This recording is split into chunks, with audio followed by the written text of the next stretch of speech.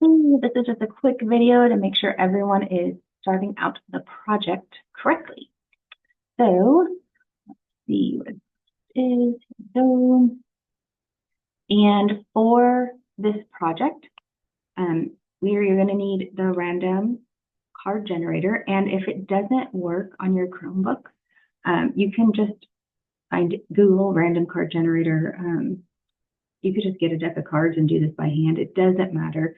I just was trying to find a quick way for you guys to draw cards. Okay, so the experimental procedure is to pick one card from a deck of shuffled cards. Okay, so first off, you're going to answer question 1. What is the theoretical probability of picking a diamond from a deck?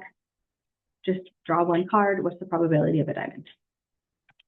Okay, now for number 2, we're going to go to the random card generator website, and we're going to determine if it is a diamond or not a diamond. I'm going to try to, can I put both of these up? Maybe. Okay, so I just want to take, so I have it on draw one card. You can draw one card at a time. So draw one card, and let me come over here, get a little table going. And the question is diamond or not a diamond, because this is a binomial distribution, so there has to be 2 choices. And so I draw a card, and it is not a diamond. And then I draw again, and it is a diamond. And I'm going to do this 10 times. 3 is not a diamond. 4 is a diamond. 5 is not a diamond. 6 is not a diamond. 7 is a diamond. 8 is not a diamond. 9 is not. Oh gosh, did I already mess it up? Was the last one a diamond? I already forgot. Okay, this one's not. It's not that deep. If you mess up, it's okay. All right, this one's not. So this one had 3 diamonds. So I'm going to go down here, and I'm going to say there were 3 diamonds. Okay, so that was this right here. And now this should say do this 40 times, because you are at home, you're not in the classroom. So you're going to do this 40 times. And so you should have 40 different tallies in here somewhere. And so all of your relative frequency should be over 40. Or if you want to put the decimal that they're approximately equal to. And then once you get all that, put it in your calculator. I like Numworks, of course, you know that. To find X and S. And then you're going to draw a histogram, and you can also use Numworks here to draw the picture for you. On the histogram, just as a reminder, you go to Numworks and go to statistics. I'm just going to put in some numbers here. And you would put in your numbers. I'm going to go to graph, a histogram, and there we go.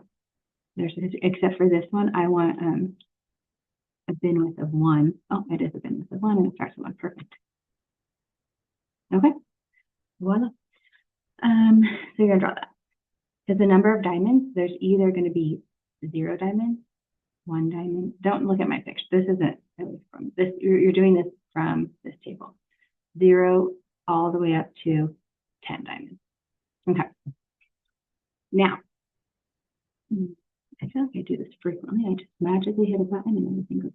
Here we go. Okay, so here we are going to use the theoretical. We're finding the theoretical distribution. So the first half. Where's my face? Let me look at you. Where's my? All right, the first half, which was page 1. You were just doing the experiment. You were observing the data that was happening. That was just real life. The second part right here is a theoretical distribution. This is the formula. This is, in a perfect world, what would happen. So remember, there's 2 choices. This is a hint for which formula to use. There's 2 choices, diamond or not a diamond. So you're going to use that formula. And if you use the calculator, that's fabulous.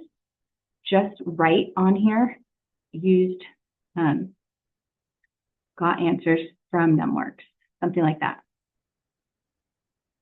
Maybe you could spell answers correctly. And then I know that you use the calculator and you use the trick that we talked about in class. If you used a formula, if you did it that way, just write it out one time.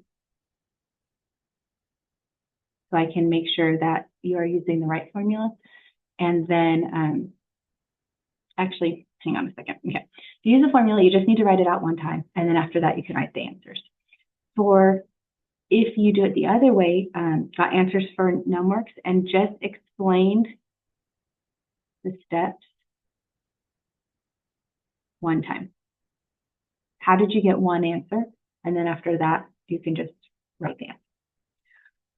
Okay, and then after that, it is very repetitive. You're just gonna go through and put that in your calculator, draw a picture. You're gonna do this is using the organize the data section, which was the first section. This is going to be the theoretical distribution, which was the second section. And finally, there's questions. Notice there's some bold. I'm just going to stop sharing because you can see it on your paper because I want to look you in the eye to tell you this. That's not my face. Well, I mean, it is my face, but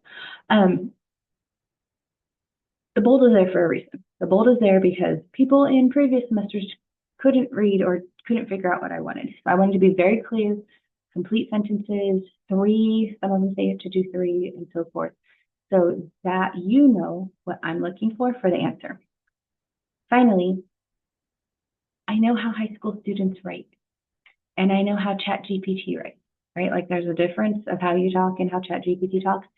So I would much rather have a sentence with grammatical errors that sounds terrible, but it's true, it is accurate, and it's your thinking, rather than a very eloquently written 2-paragraph essay written by ChatGPT. I don't care what ChatGPT thinks. I don't care what they think. I care what you think. So put your spelling errors in, put your grammatical errors in. I don't care. I'm not your English teacher. I just want to know what you are thinking. All right, email me if you have any questions about this video. Otherwise, I'll see you in the next video. Bye.